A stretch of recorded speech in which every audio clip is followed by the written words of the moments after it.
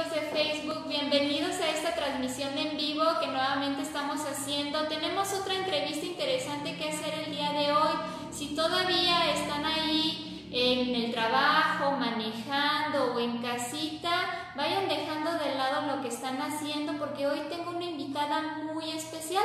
Estamos transmitiendo desde las instalaciones de Focus Consulting aquí en Irapuato y el día de hoy, continuando con el rol de las entrevistas y trayéndoles a ustedes pues invitados que son expertos en la materia, porque yo no les puedo dar todos los temas obviamente, pues tengo a la psicoterapeuta y tanatóloga María Elena Zamora, que nos está acompañando el día de hoy para hablarnos sobre temas muy importantes referente a una rama de la psicología y de la medicina que se llama tanatología. La tanatología hoy en día está en boga y viene, pues en este caso Mariel, porque ya le voy a decir de aquí en adelante Mariel, porque así me lo ha pedido. Me ha pedido, mejor dime Mariel. Ok, pues yo te digo Mariel, pues ella nos viene a aclarar el panorama sobre lo que es la tanatología. Bienvenida Mariel. Gracias, muchas gracias. Es un gusto estar aquí con ustedes y estar contigo. Y bueno, sobre todo en este tema que es tan interesante, que a todos nos toca, que a todos nos pega. En algún momento de la vida. Así es. Así Entonces, es. encantada de estar aquí. Háblanos un poquito acerca de tu preparación, mientras por ahí en lo que es Facebook, pues más personas nos están sintonizando. Háblanos un poco más acerca de tus títulos, porque tienes muchos. Bueno, creo que lo básico es en esta parte de la que vamos a hablar, ¿no? Efectivamente, yo tengo la maestría en psicoterapia humanista y esto pues va de la mano y en la preparación también llevamos este punto de la tanatología que es tan importante. Y bueno, tengo también diplomado por parte de la Universidad de Guanajuato, en donde también pues se dan cuenta la importancia que tiene de que todos estemos informados, educados y que aunque haya una cultura en relación a la muerte donde a veces hasta nos burlamos de ella, ¿no? Sí, México somos especialistas en burlarnos de la muerte. Así es. Sin embargo, bueno, ya a la hora en que la enfrentamos, ahí es donde viene este punto del que vamos a hablar. Y bueno, yo estoy dando psicoterapia en consultorio, es consulta privada. Y bueno, pues en eso estoy hasta el día de hoy. Pues gracias por darte el tiempo, yo sé que estás muy ocupada y Mariel se dio la oportunidad de venir a esta entrevista para podernos explicar un poco más acerca de lo que es la tanatología y de ahí irnos a otros temas que también son importantes y están unidos a la tanatología. Por favor, explícanos Mariel, ¿qué es la tanatología? Muy bien. Bueno, para empezar con este tema, la tanatología, mucha gente pregunta ¿qué es la tanatología? ¿De dónde viene? ¿Qué significa? Y bueno, voy a tratar de ser muy cotidiana en los términos que usamos para que se entienda más. La tanatología viene del griego que dice, thanatos quiere decir muerte, y logía es tratado de la muerte. Entonces, en este tratado de la muerte resulta que hay un punto más, la vida. Y entonces hay otra persona muy importante en todo el mundo de la psicología que enlaza dos hilos, que es la parte de la vida y la muerte. Y entonces se llama Sigmund Freud. Y Sigmund Freud dice, la vida, que es Eros, toma esa figura mitológica griega, que significa, bueno, a lo mejor la sensualidad, el deseo, pero él no lo toma por ahí. Él dice, a ver, esto es en función de la vida. Entonces, hila la parte de Eros con Tánatos y eso es la fusión de que cuando hay vida, forzosamente va a haber muerte. Entonces, si partimos de ese punto, siempre que hablemos de vida, un día vamos a hablar de muerte. Resulta que nos dicen, oye, vive tu vida, y esos son como esos consejos con los que crecemos, ¿verdad? Y resulta que nosotros solo tenemos aquí en la mente y en nuestro corazón, debo vivir, hay que vivir plenamente, pero no nos educan para decir, un día vas a morir, o la gente que te rodea va a morir. Ni siquiera nos educan para hablar sobre la muerte. Eso. Entonces, bueno, es importante saber que esto es algo natural. Entonces, si nacemos un día vamos a morir, lo que nos enseñan en la escuela, ¿verdad? En la biología, el ciclo de reproducción, naces, creces, reproduces, mueres. Pero nunca nos dicen que mueres y se detienen ahí. Entonces, bueno, la tanatología, aunque parezca que habla de la muerte, habla mucho de la vida, ¿no? Y entonces aquí entrelazamos esta parte. Y bueno, ya una vez que sabemos de dónde viene la parte de tanatología, que es una cuestión más, es que la tanatología es tanatos, muerte, logía, tratado, y entonces es el tratado o el estudio de la muerte. Pero cuando vemos el otro punto de vista donde la vida tiene mucho que ver con la muerte, unimos eros tánatos y la parte de tánatos y el tratado, ¿no? Entonces, bueno, en función de esto, la tanatología es una disciplina que es científica y que esta parte nos va a permitir básicamente encargarse ella de poder encontrar un sentido cuando hay una pérdida significativa. Y entonces, esto de una pérdida significativa implica algo que para nosotros es muy importante. Y entonces no solamente se encarga de las personas que van a morir o de los mismos enfermos que están en etapa terminal o en la familia que perdió a un ser querido. Resulta que también la tanatología se encarga de otro tipo de pérdidas y hay muchos tipos de pérdidas. Si me permites, me voy a detener un poquito aquí en la parte de donde la tanatología mencioné tres formas, ¿no? O tres medios. Cuando es la familia de una persona que está en una fase terminal, hay ciertas circunstancias que a la familia les apesadumbra, que no saben cómo actuar con el enfermo, que no saben cómo tratarlo. Y entonces la tanatología ayuda a esto. Y cuando el mismo paciente o enfermo sabe que va a morir, bueno, desde el impacto de la noticia hasta el punto en el que hay personas que no pueden morir en paz. Entonces la tanatología no solamente ayuda a la persona que ha perdido un ser querido, sino a la persona que está en el proceso de perder a un ser querido y a ese ser querido que está enfrentando la propia posibilidad de su muerte. Así es. Y también a la familia que no sabe qué hacer a veces con una persona que tiene este tipo de situaciones, ¿no? Es decir, la familia desde su propio dolor, la familia ayudando a la persona que está enfrentando la posibilidad de su muerte y a la misma persona que está sufriendo su propio dolor, su propio proceso, la pérdida de su propia vida o de la pérdida de su salud, enfrentando una enfermedad, tal vez una enfermedad temporal, pero posiblemente mortal, o una enfermedad crónico-degenerativa. Totalmente. Y entonces aquí, bueno, ese es uno de las partes de las que se encarga la tanatología, pero también se encarga de otras cosas que se llaman duelos. Cuando nosotros pasamos por una pérdida significativa, pues resulta que hay un duelo, ¿no? Y entonces cuando nosotros hablamos de esos duelos que se derivan de esas pérdidas significativas, las personas pasamos por diferentes fases.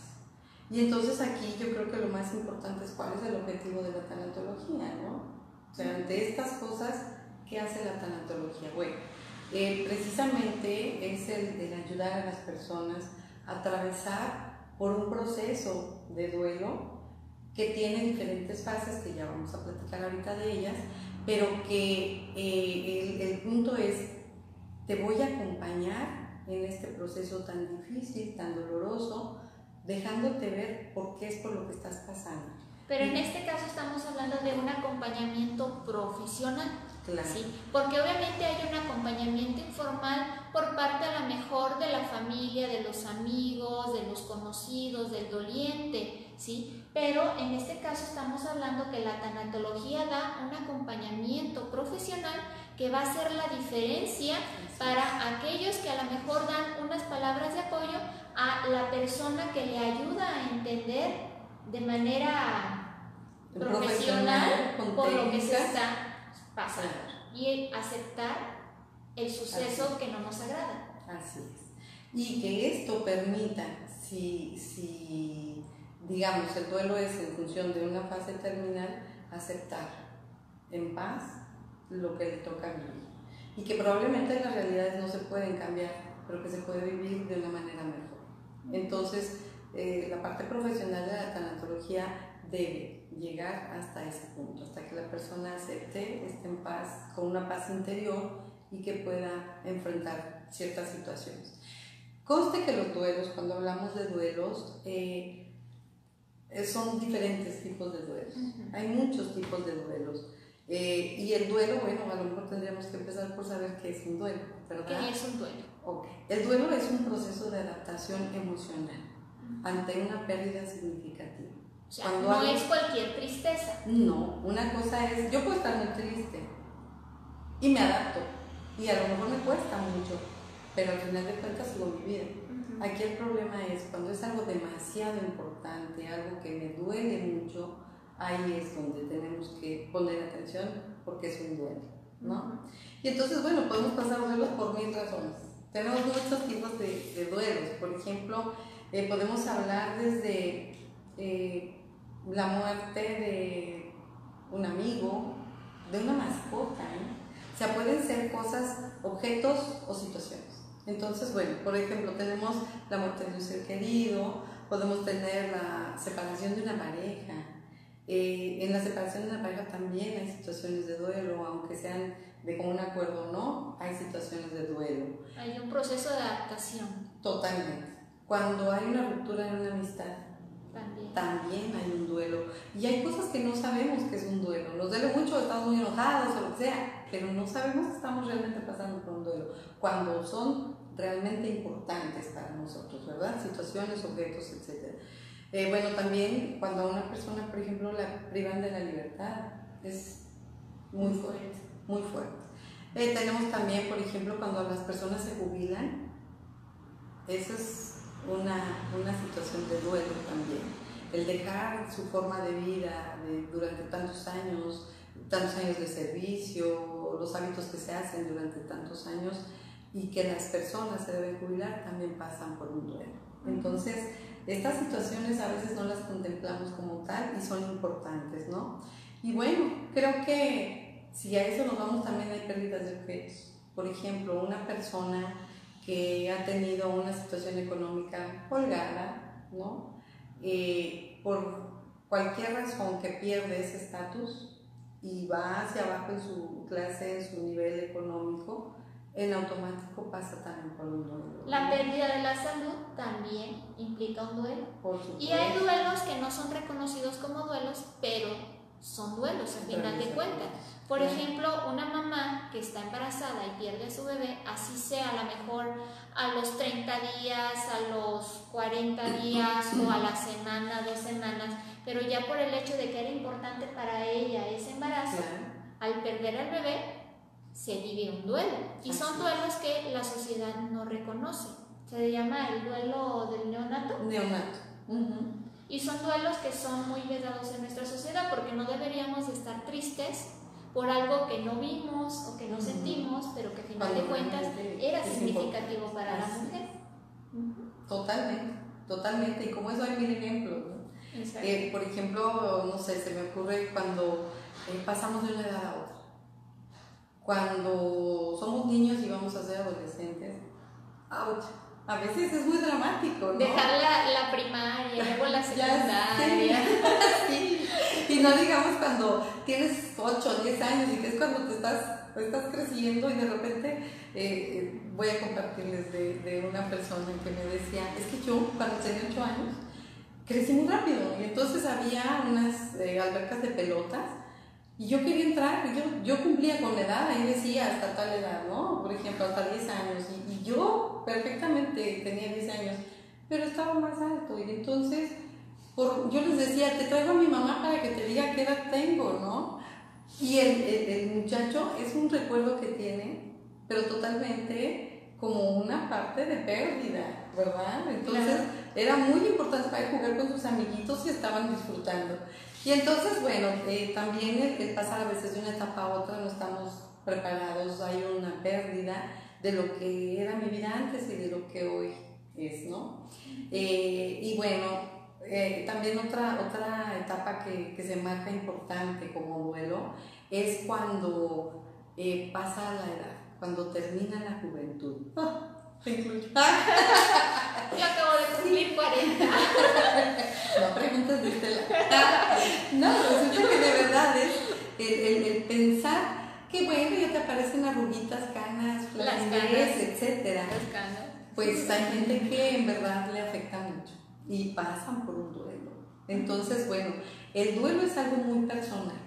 El duelo se lleva muy en forma individual, no hay recetas de cocina, a veces nos dicen lo que gusten y manden, y, ay, pero no te ves tan mal, ay, ya, te pintas y no pasa nada, maquíllate y ya, pero tenemos una realidad, ¿no? Entonces eso también es un motivo de duelo. Cada quien vive su duelo a su propia manera y cada quien se sana a su propio ritmo también. Exacto. No hay como un parámetro fijo, una receta de cocina, como nos dice Mariel, de a los tantos meses debes estar así y a los tantos meses debes estar de esta manera.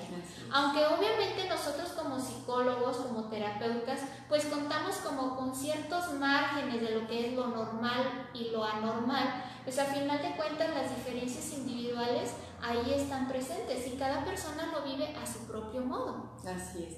Y también depende de la historia de vida, de cómo es cada quien, ¿no? Su personalidad, los duelos anteriores que has vivido, etcétera, etcétera. Todas estas situaciones son las que te hacen recuperar más pronto, asimilar más pronto, procesar, elaborar más pronto o no.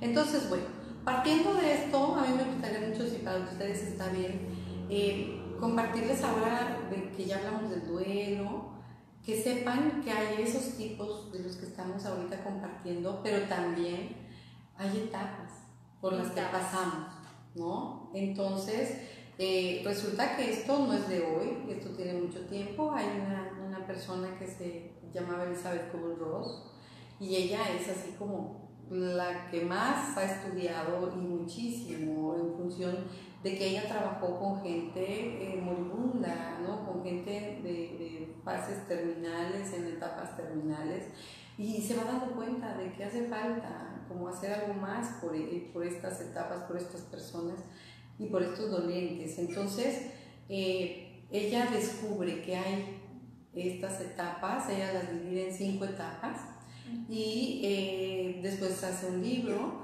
pero se quedan esas etapas como un estandarte. Entonces, ese estandarte inicia con la parte de la negación.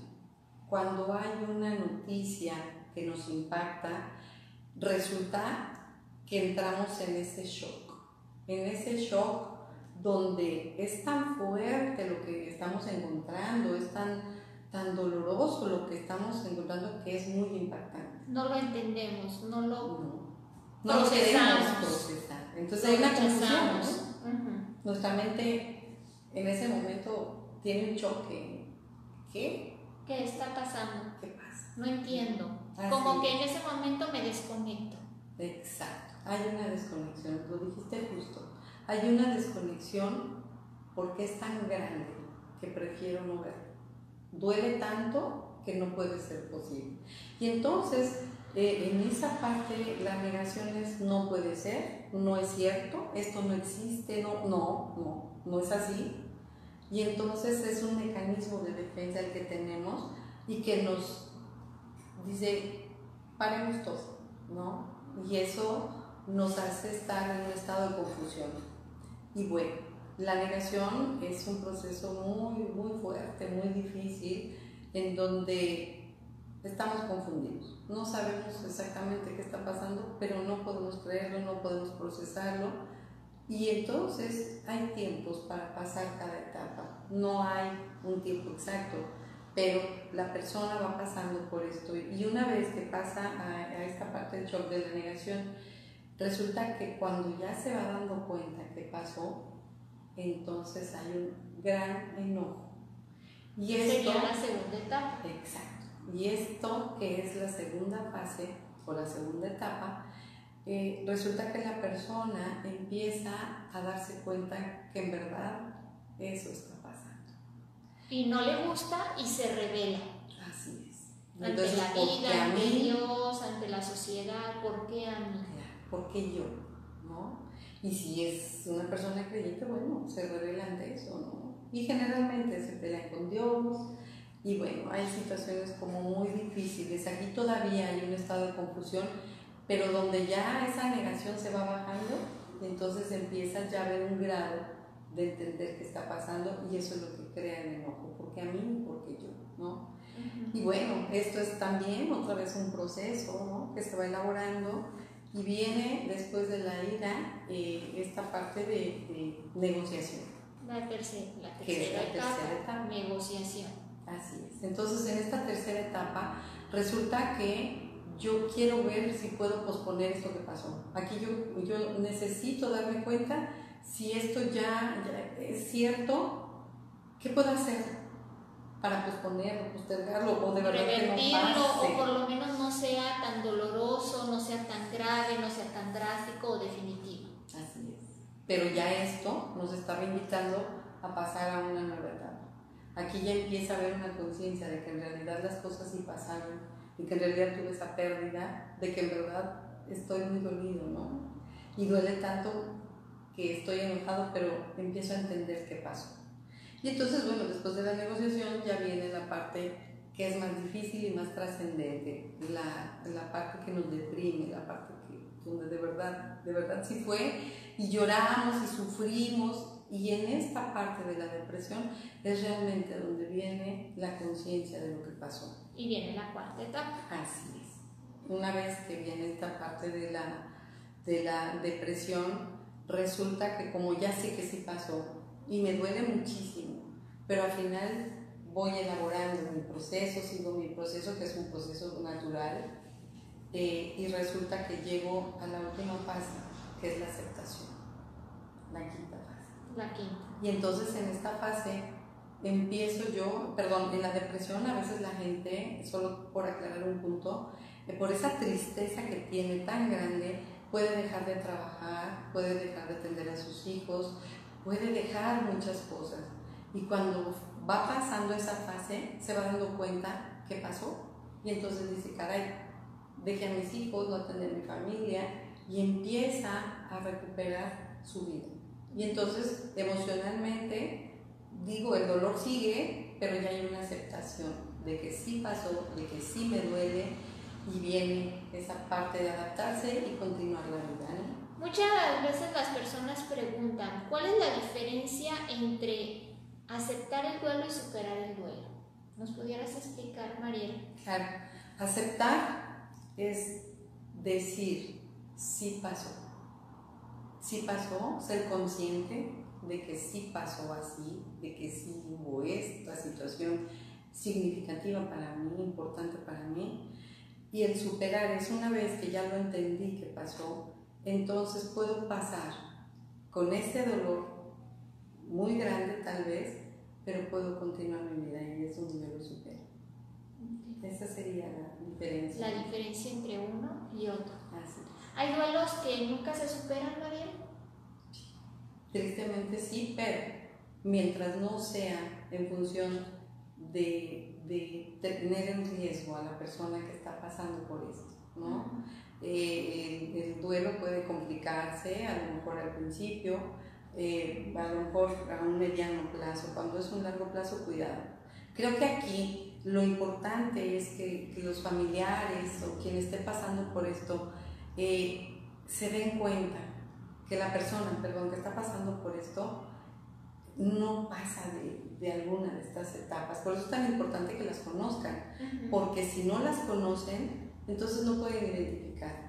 Pero si están enterados, entonces pueden darse cuenta que la persona se está atorando ahí. Y eso, en esa etapa donde no puede salir, entonces ya no es una elaboración de un duelo natural, sino ya empieza a ser algo complicado, patológico. Sí. un duelo que ahí se está volviendo crónico. Así es. Por ejemplo, personas, y desafortunadamente estamos viviendo en un entorno de inseguridad en donde pues hay secuestros, hay homicidios, hay asaltos, etcétera.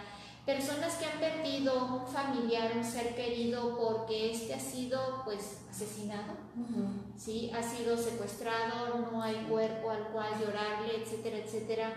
Hablamos de duelos que no se superan entonces. Así es.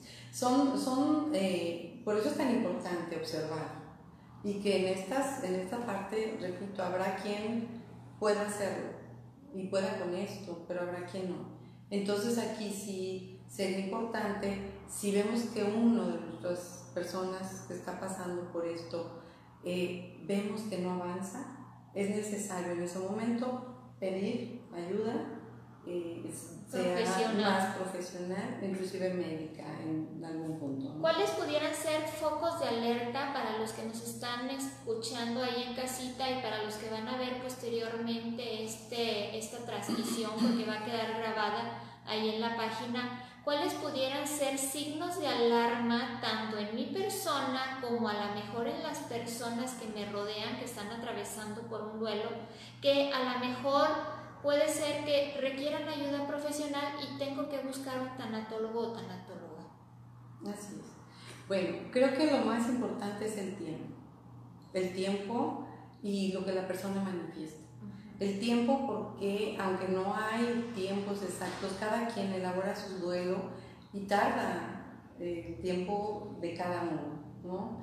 Pero aquí, por ejemplo, si nosotros vemos que ya pasó 6 meses, más de 6 meses, 8 meses, un año, aquí, y la persona no deja de llorar y la persona sí puede seguir enojada, o no deja de hablar del familiar que ya no está, ahí cuidar, ahí ya es necesario pedir ayuda. Ok, entonces que la persona siga en un estado de tristeza sumamente intenso, como por ejemplo que llore constantemente, que siga hablando de la persona fallecida, pero no es un hablar como para recordar buenos tiempos, es un hablar para lamentarse, es un hablar enojado, es un hablar con resentimiento, con coraje, con enojo, ¿sí? Es diferente como el tipo de referencia que podemos encontrar en una persona que tiene un duelo normal, claro, a una persona que tiene un duelo crónico, ¿no? Así es. Y una persona que también que se niega a seguir con su vida. Y cuando decimos seguir con su vida nos referimos a cuestiones como trabajar, como ir al médico, como salir de compras, que ya llegó el bautizo o el cumpleaños de la nieta o del nieto, no le quiere celebrar porque siguen todavía en un proceso de luto y definitivamente ya pasaron más de 6, 8 meses y la persona sigue incluso vistiendo de negro, ¿no? Así es. Entonces ya hablamos como de procesos alargados. Procesos alargados. Y en esos procesos alargados la sensación o la percepción que tiene la persona de la situación, ahí es donde hay que pedir ayuda profesional, definitivamente. También pasa mucho, Mariel, y no sé si te ha tocado que muchas personas ante la pérdida de un ser querido inmediatamente quieren llevar al doliente o por lo menos al más identificado inmediatamente al tanatólogo. ¿Tú qué recomiendas allí? No, creo que hay que darles también su tiempo. Se les da su tiempo para que las personas puedan ir procesando, ¿no? Por eso es importante darse cuenta en qué parte está la persona. Y creo que si alguien piensa que la persona va a necesitar ayuda, darle su tiempo primero y después entonces, si ve que la persona no avanza en este duelo, ahí es el momento de llevarlo.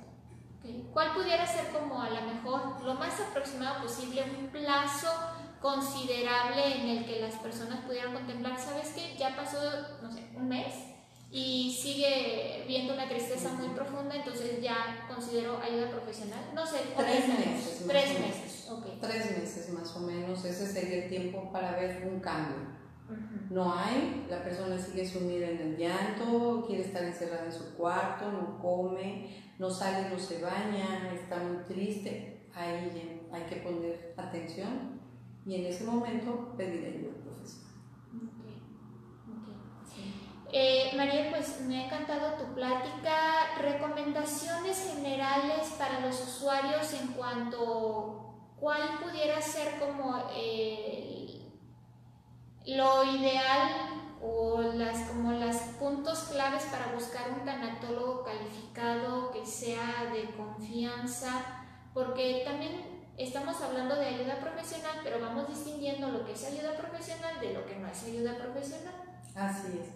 Creo que no estaría de más revisar a dónde es que vamos a ir. Okay. Debe ser una persona que sea calificada, que sea profesional. Muchas personas con un curso, un taller o con todo respeto, a lo mejor participan en un congreso y regresan y dicen soy tanatólogo, ¿no? Entonces, okay. Esto es muy serio, esto es muy grave, esto inclusive es una persona pues donde podemos atentar con ella misma, abrir estas cosas. Hay que saber cómo hacer los procesos, cómo ayudar a elaborar esos procesos, por eso debe ser una persona profesional y estar nosotros seguros de que estamos yendo con la persona adecuada, ¿no? Una persona preparada, que conozca el tema, que sea experto y que domine el tema, ¿no? Ok, muy bien. Pues sí, o sea, tenemos muchas personas profesionales afortunadamente en Irapuato. Hay muchos tanatólogos que están debidamente certificados, que han estudiado en escuelas que nosotros podemos confiar y con quienes nos podemos acercar para recibir este tipo de apoyo profesional. Pero ¿dónde te encontramos a ti, Mariel, en el caso de que las personas que por ahí nos van a estar viendo en casita, que quieran acudir contigo? ¿Dónde te encuentran? Muy bien, y bueno, pues con mucho gusto, espero que no estén en esta situación, pero en caso de que sea necesario, estoy en la Avenida de la Reforma 136, en especialidades del Pozo. El consultorio es el número 24, en el segundo piso. ¿Un número de teléfono? Claro, puede ser el 635-1055. Ok, que es el número de tu consultorio. El número del consultorio, exactamente. Del consultorio. Así es. Bueno, pues allá en casa, si ustedes necesitan o están buscando un tanatólogo debidamente preparado, pues aquí está Mariel, que les puede ofrecer ese servicio de manera excelente. Yo te agradezco, Mariel, por todo este tiempo que te diste, el esfuerzo por prepararte. Ustedes no están viendo, pero Mariel llegó así bien preparada con todos sus apuntes. Para no perderse aquí en lo que es la plática, y se agradece ese tiempo, esa preparación, esa confianza de venir, porque Mariel, déjenme decirles que Mariel y yo no nos conocíamos hasta el día de hoy. Mariel es invitada por parte de la psicóloga Janet, que tuvo a bien de conectarnos para poder llevar a cabo esta entrevista, y que ustedes allá en casa pues cuenten con un punto de vista diferente al cual yo siempre les estoy dando a través de las transmisiones. No somos todólogos, hay que aprender a aceptar con humildad cuando hay otras personas que están muy bien preparadas aquí en Irapuato, y que a mí me gusta acercar este tipo de conocimiento a las personas, que tengan opciones de acercarse con personas muy profesionales y muy accesibles, en este caso como Mario, que les digo, ni siquiera nos conocíamos y miren, ya estamos aquí platicando. No, gracias, al contrario, ha sido un placer, a mí me encanta. Yo estuve 21 años en el área educativa, entonces me parece que es importante tener esta educación, este acercamiento a estas cosas que son tan importantes y que nos afectan. Ha sido un placer, de verdad, estar aquí, me has hecho sentir como en casa, muy a gusto, y creo que el objetivo que tenemos las dos es esta parte de que cuando ustedes tengan estas situaciones, les repito, ojalá que no, pero se dan, es parte de la vida, lo dijimos al principio, y creo que cuando necesiten, tienes toda la razón, no podemos ir a la vuelta de la esquina, hay que buscar a alguien que en verdad nos pueda ayudar y nos pueda apoyar a pasar estas etapas tan difíciles, y que podamos continuar con nuestra vida de una manera de paz interior y con toda la idea de que vamos a salir adelante, ¿no? Pues muchas gracias, Mariel, muchas gracias, amigos, por acompañarnos en esta transmisión. Los datos de Mariel, si no los alcanzaron a captar, no se preocupen, nos llaman aquí al consultorio, nos mandan algún tipo de mensaje inbox y nosotros con toda confianza se los damos para que puedan acudir con ella. Muchas gracias por acompañarnos. Tenemos el día de mañana otra transmisión, en esta ocasión a las 11 de la mañana con Víctor Piut, que es Neurocoach, máster en negocios para todos los emprendedores. Él nos va a estar hablando sobre el manejo de la frustración en el emprendimiento. Es a las 11 de la mañana por razón de que Víctor es el único horario en el que nos puede recibir, pero no se preocupen si no alcanzan a captar la transmisión en vivo, se queda grabada en la página para todos ustedes, igual que esta transmisión se queda grabada ahí porque veo gente que apenas se está conectando. No se preocupen, ahorita cuando terminemos se vuelve a cargar lo que es la entrevista y la pueden ver en modo completo todos ustedes. Muchas gracias, abrazos y bendiciones para todos ustedes. Bonito día.